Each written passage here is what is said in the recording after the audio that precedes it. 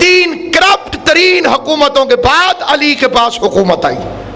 معاشرہ رسول کے بعد 3 اندھیروں کے گیپ میں پڑ چکا تھا. اور پھر تیسرے دور اس میں رشوت عروج پر.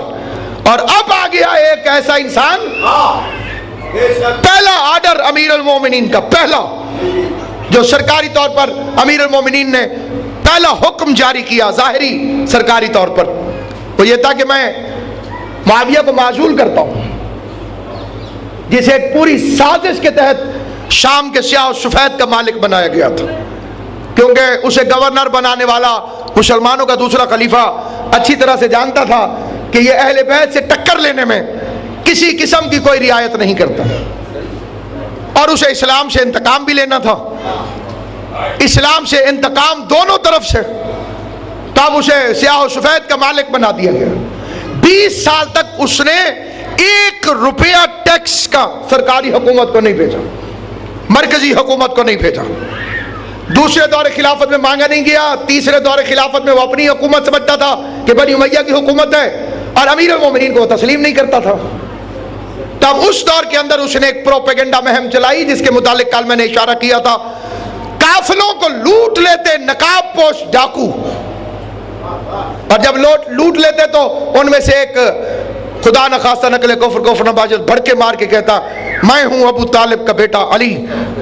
اب جو لٹا ہوا ہے اس کی کیفیت آپ سمجھتے ہیں, اور لوٹنے والا نقاب پہن کے اس کے سامنے کہے میں علی ہوں, اور اگلے دن حکومت اس کا نقصان پورا کر دے, تو لوگ تو ظاہراً علی کے دشمن بنیں گے, اور لوگ ظاہراً امیر فرعون شام کی گود میں جا کر بیٹھیں گے.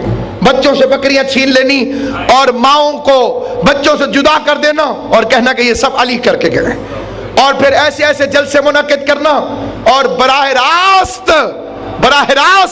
دربار کے اندر امیر کے خلاف تقریریں. یہ پہلے کا شام ہے, اور جب امیر المومنین کے بعد کا شام آئے گا امام حسن کے دور کا, تو اس میں تو براہ راست امیر المومنین پہ تبرہ ہوتا رہا.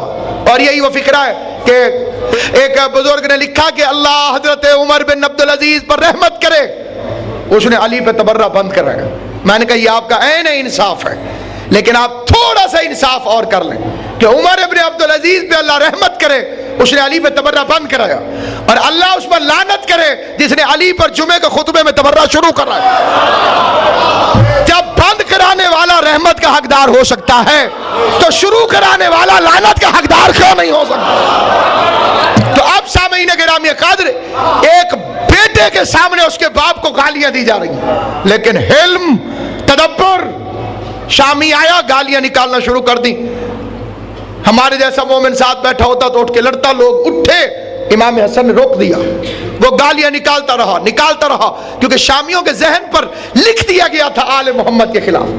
تراویح پڑھنے والوں کو امام حسن نے درے مارے, انہوں نے شام میں پروپیگنڈا کر دیا علی نماز نہیں پڑھنے دیتا, روکتا ہے, عادت پڑ چکی تھی. تو اب یہاں پر آیا اور امام کو گالیاں دے رہا. امام سنتے گئے. راوی کہتا ہے چہرے کے تبسم میں فرق نہ آیا,